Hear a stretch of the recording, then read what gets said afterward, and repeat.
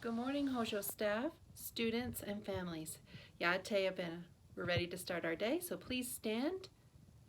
Place your right hand up on your head. If you have a hat or a hood, take it off. Place your right hand over your heart. Voices are off. Bodies are still. Standing respectfully, and we recite the Pledge of Allegiance together. I pledge allegiance to the flag of the United States of America and to the republic for which it stands, one nation, under God, indivisible, with liberty and justice for all.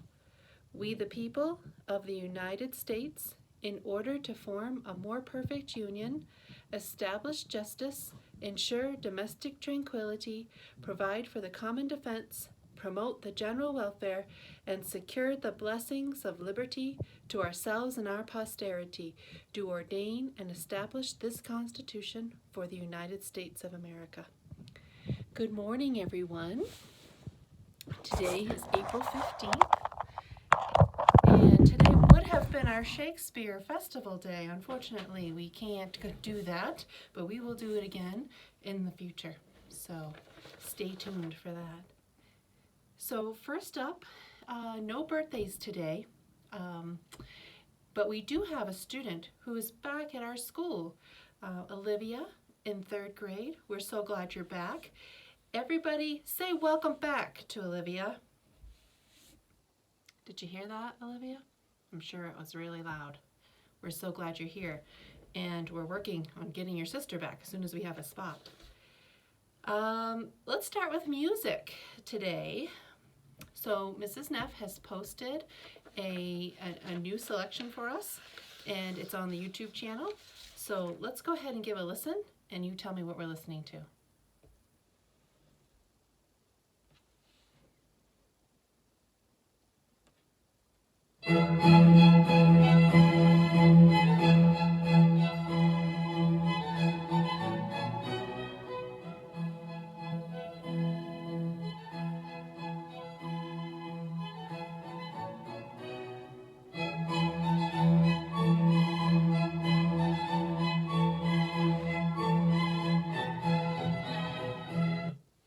Okay, friends, don't you want to keep listening to that? I know I do. I need a little uplifting today. So, and you can listen to it because it's on our YouTube channel. You can just go play it. You can play it all day long. So tell me, what are we listening to? The composer is Vivaldi, and the selection, the piece of music, is called From the Four Seasons, Spring. Nice job. Okay, well, let's listen to something else so that we don't lose our skills. How about this one? This is another good one.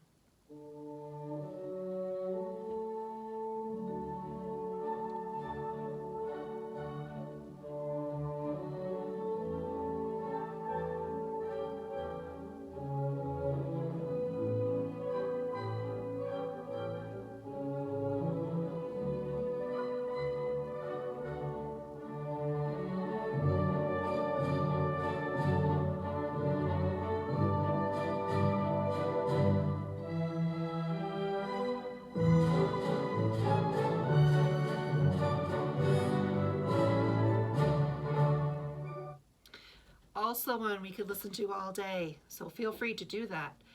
And you know, yesterday I was watching the news and a commercial came on, and that piece of music was playing in the background. I don't remember what the commercial was for, but you can hear these pieces of music all throughout our country, our world. They're very famous, and so that's why we're getting to learn them all. Okay, so tell me, what were we listening to? What was the title of that piece? Blue Danube Waltz. Nice job. And the name of the composer? Johann Strauss II. Is that what you said? You are correct. Nice job. Okay, so for art, behind me, we have this piece we've been learning this week. Whoops, gotta turn it the right way so you can see that, get a closer glimpse of that. All right, friends, Do you remember? This is day 3 now, so hopefully you're remembering. The title of the piece is Gleaners, that's right, and it is by Jean-Francois Millet. Nice job. Hopefully you able to remember that, or once I started you could jump in. Make sure you're saying this out loud, and parents, do not let your children opt out and let them sit there quietly. This is for participation. So if they know, make sure that they are sharing that with you. Okay, so for our poem, we have been reading together Henry Wadsworth Longfellow's selection of the it's called Paul Revere's Ride. And remember, it starts with, "Listen, my children, and you will hear the Midnight Ride of Paul Revere." And on the 18th of April in 75, so April 18th, 1775. And then about 100 years later, just under 100 years later, but maybe 85 years later or something like that, Henry Wadsworth Longfellow wrote this poem. And this poem is is obviously about when the colonists were gathering together and deciding to become free and standing up against what they saw as tyranny from the British rule. And remember, this is 1775, and we didn't actually have our Declaration of Independence until what day? July 4th, 1776, so more than a year later. So all of these things were happening and going on even before declaring ourselves to be a free and sovereign country. And so this selection was written at right about the time of the Civil War. And I wonder what your thoughts are about that. Why would a patriotic poem be really important at that time? Remember, we have the North and the South breaking apart, arguing over what they believe to be right and just. And so having this patriotic poem is sort of the same thing as when we have learned the Gettysburg Address. The same purpose, maybe to unify and to make people understand that we are one people. Right? So that's what we actually say, right? When one people dissolve the political bands from another, we identified ourselves as one people. Even though we're 13 colonies, now that we're 50 states, we're still one people. So we've heard about the story, Paul Revere restarted, that he asked his friend to go into the Old North Church and go up to the little tower, the belfry, and if he noticed that the British were mustering and were going to attack it by land, that the friend was supposed to put up one light.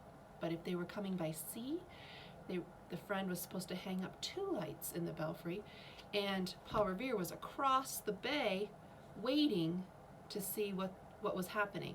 And then once he knew if it was by land or by sea, he was going to ride off into the country, because there were no text messages, there was no giving somebody a call. And it was in the night, and so he had to ride off on his horse in the night to alert everybody to gather together, all the farmers and merchants, to rise up against the greatest army in the world at the time, which was the British Army. And so his friend is, remember we read yesterday, he's at the top of the belfry, and the pigeons everywhere, and he's waiting. And so now we're going to hear 2 stanzas of what Paul Revere's doing across the bay while he's waiting. And sometimes waiting is not easy, right? Sometimes we get impatient when we wait. So let's see how Longfellow describes Paul Revere waiting for the signal and what the signal was. Meanwhile, impatient to mount and ride, booted and spurred with a heavy stride, on the opposite shore walked Paul Revere. Now he patted his horse's side, now he gazed at the landscape far and near, then impetuous stamped the earth, and turned and tightened his saddle girth. But mostly he watched with eager search the belfry tower of the Old North Church, as it rose above the graves on the hill, lonely and spectral, somber and still. And lo, he looks on the belfry's height, a glimmer, and then a gleam of light. He springs to his saddle, the bridle he turns, but lingers and gazes, till full on his sight a second lamp in the belfry burns. Okay, so now we know. One if by land, two if by sea. So Paul Revere has been given the signal. And so tomorrow, we'll see what he does. We had talked about the Declaration of Independence for almost the whole year now. We've been talking about it and memorizing it. So let's recite the portion together that we have memorized as a class. Now everybody needs to do this together. It's not just me. So join me, please, and everybody recite it together, the parts that you know for sure. When in the course of human events it becomes necessary for one people to dissolve the political bands which have connected them with another, and to assume among the powers of the earth the separate and equal station to which the laws of nature and of nature's God entitle them, a decent respect to the opinions of mankind requires that they should declare the causes which impel them to the separation. We hold these truths to be self-evident, that all men are created equal, that they are endowed by their Creator with certain unalienable rights, that among these are life, liberty, and the pursuit of happiness, that to secure these rights, governments are instituted among men, deriving their just powers from the consent of the governed, that whenever any form of government becomes destructive of these ends, it is the right of the people to alter or to abolish it, and to institute a new government, laying its foundations on such principles and organizing its powers in such form as to them shall seem most likely to affect their safety and happiness. Prudence indeed will dictate that governments long established should not be changed for light and transient causes, and accordingly all experience has shown that mankind are more disposed to suffer while evils are sufferable than to right themselves by abolishing the forms to which they are accustomed. But when a long train of abuses and usurpations, pursuing invariably the same object, evinces a design to reduce them under absolute despotism, it is their right, it is their duty to throw off such government and to provide new guards for their future security. Such has been the patient sufferance of these colonies, and such is now the necessity which constrains them to alter their former systems of government. And for the support of this declaration, with a firm reliance on the protection of divine providence, we mutually pledge to each other our lives, our fortunes, and our sacred honor. Nice job, everybody. Okay, so for the readathon, we have some new prizes that we have told you about. So if you've read for 1,500 minutes since March 1st, which a number of you have, we get you this little Patriot pencil and an eraser. And if you have been reading for 3,000 minutes, or will have read by 3,000 minutes by the time we end the readathon, which is on May 22nd, you can earn a little science kit or an art kit. We have a number of them coming. They haven't arrived yet. A little bit slow from Amazon. So 5,000, remember, you can earn a cinch bag. And we have a number of people who have gone into the 5,000 club. So in the 5,000 club, Taylor, Hershey, Stella, Quentin, Cabrin.